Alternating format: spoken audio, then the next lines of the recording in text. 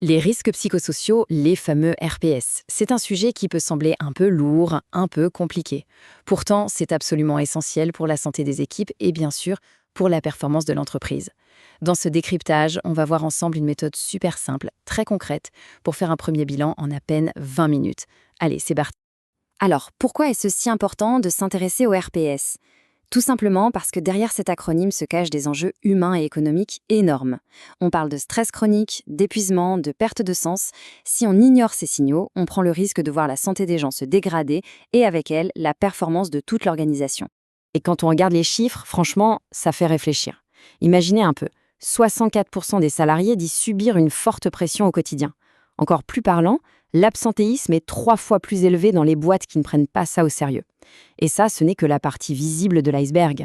On estime que 40% des coûts sont indirects. Le turnover, la baisse de qualité, la perte de productivité. L'impact est bien là et il est souvent sous-estimé. Ces chiffres, ils ont des conséquences très concrètes. D'un côté, pour les personnes, ça peut mener à des troubles anxieux, à la dépression et même à de gros pépins de santé. Et de l'autre, pour l'entreprise, ça se traduit direct par plus d'absence, des gens qui s'en vont, une productivité qui s'effondre. C'est vraiment un cercle vicieux qui tire tout le monde vers le bas.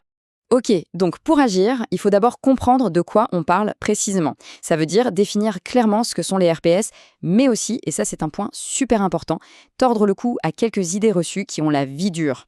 Et ça, c'est vraiment le point fondamental. Non, les RPS ne sont pas un signe de fragilité personnelle ou un manque de motivation.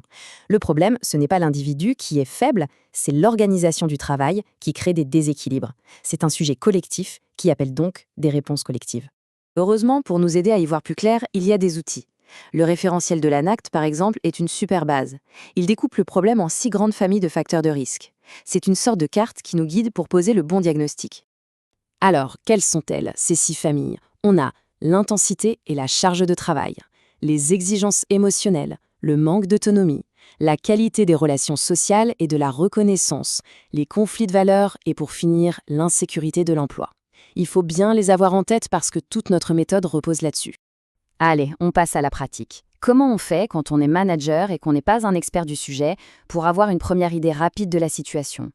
C'est justement le but de la méthode Express. Elle est conçue pour ça, avoir une première lecture en 20 minutes, pas plus. C'est tout simple. Chaque lettre de Express correspond à une étape qui est directement liée aux familles de risques qu'on vient de voir.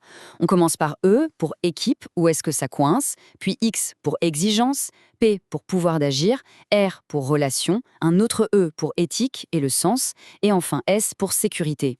Et regardez, chaque étape a un timing pour tenir en 20 minutes. Et pour guider cette réflexion, pas besoin de se compliquer la vie, une petite grille comme celle-ci fait très bien l'affaire. Les questions sont directes, elles vont droit au but. Est-ce que la charge est soutenable? Est-ce que les priorités sont claires? Est-ce que le travail est reconnu? Ce sont des questions simples, mais qui sont un outil hyper puissant pour démarrer. Et la règle pour interpréter les résultats est super simple. Si on a 3 réponses qui posent problème, ou plus, c'est une alerte. C'est un signal clair qu'il faut creuser et surtout qu'il faut commencer à agir. Parce que voilà, l'identification c'est bien, c'est même la première étape indispensable, mais la vraie valeur, elle est dans l'action. Une fois qu'on a repéré les zones de fragilité, eh bien il faut mettre en place des solutions. Et là, il y a 2 niveaux d'action. D'abord, des choses qu'on peut faire tout de suite, qui ne coûtent pas grand-chose. Clarifier des priorités, discuter pour réajuster une charge, organiser un temps d'échange. Et puis, il y a les actions plus en profondeur, plus structurelles, former les managers, revoir l'organisation, intégrer officiellement les RPS dans le document unique. Les deux sont importants et se complètent. Et puis, il faut se rappeler d'une chose. La prévention, ce n'est pas une option. Le Code du travail est on ne peut plus clair là-dessus. L'employeur a une obligation de résultat. Il doit protéger la santé physique et mentale des salariés. C'est la loi, ce n'est pas négociable. Et si, justement, on changeait un peu de regard? Si on arrêtait de voir ça uniquement comme une contrainte légale, mais plutôt comme une vraie opportunité stratégique? C'est là que tout peut basculer.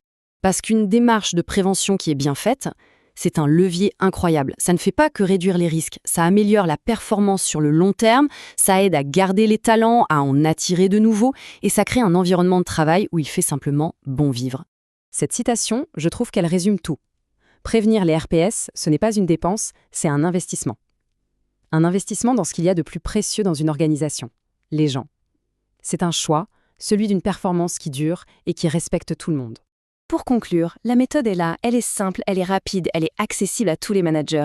La seule vraie question qui reste, c'est « et si ces 20 prochaines minutes étaient le point de départ pour vraiment changer les choses ?» La réflexion est lancée.